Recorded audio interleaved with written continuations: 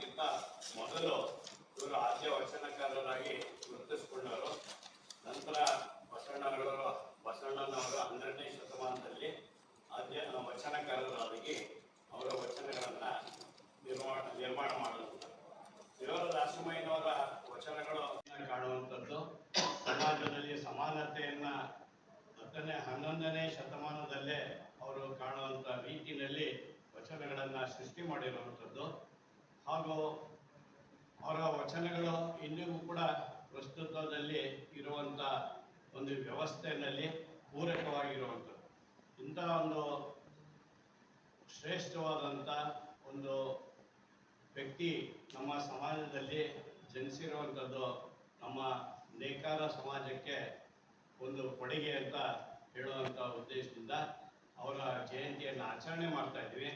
ನೇಕಾರ ಅಂತಂದರೆ ನಮ್ಮ ಸಮಾಜಕ್ಕೆ ಉಡುಗೆಯನ್ನು ಅಂದರೆ ಬಟ್ಟೆಯನ್ನು ನೇಯ್ದು ಕೊಟ್ಟಂಥ ಒಂದು ಘನ ಕಾರ್ಯವನ್ನು ಮಾಡದಂಥ ಒಂದು ಸಮುದಾಯ.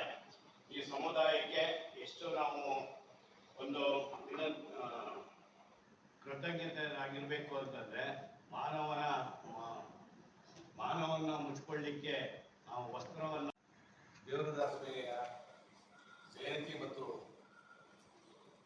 ಉತ್ಸವವನ್ನು ಏರ್ಪಡಿಸಿರುತ್ತೇವೆ.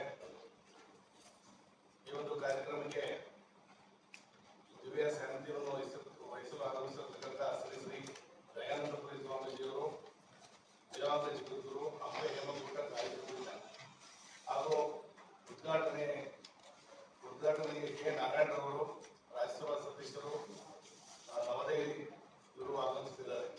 ಹಾಗೂ ನಮ್ಮ ಶಾಸಕರಾದಂಥ HP ಸೊರಟ್ರವರು, ಮಾನ್ಯ ಶಾಸಕರು ಅವರು ಸಹ ಆಗಮಿಸುತ್ತಿದ್ದಾರೆ.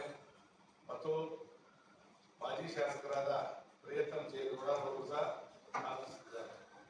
ಹೀಗೆ ಹಲವಾರು ಗಣ್ಯ ವ್ಯಕ್ತಿಗಳು ಈ ಕಾರ್ಯಕ್ರಮಕ್ಕೆ ಆಗಮಿಸುತ್ತಿದ್ದಾರೆ. ಆದ್ದರಿಂದ ಈ ಒಂದು ದೇವರದಾಸಮಯ್ಯನವರ ಮೆರವಣಿಗೆಯನ್ನ ಹಾಸನ ಜಿಲ್ಲಾ ದೇವಾಂಗ ಸಂಘದ ಅಂದರೆ ರವೀಂದ್ರ ನಗರದಿಂದ ಹಾಸನ ಬನಶಂಕರಿ ಕಲ್ಯಾಣ ಮಂಟಪ ಏನಿದೆ ಅಲ್ಲಿವರೆಗೆ ಉತ್ಸವ ಏರ್ಪಡಿಸಿದ್ದೇವೆ. ಕಲಾ ತಂಡಗಳು ಇದರಲ್ಲಿ ಭಾಗವಹಿಸ್ತಾ ಇದ್ದಾರೆ. ಇನ್ನು ಹಲವಾರು ಗಣ್ಯ ವ್ಯಕ್ತಿಗಳು ಈ ಕಾರ್ಯಕ್ರಮಕ್ಕೆ ಆಗಮಿಸುತ್ತಿದ್ದಾರೆ. ಈ ಒಂದು ಕಾರ್ಯಕ್ರಮಕ್ಕೆ ಸಾರ್ವಜನಿಕರು ಮತ್ತು ಜನಾಂಗದ ಎಲ್ಲ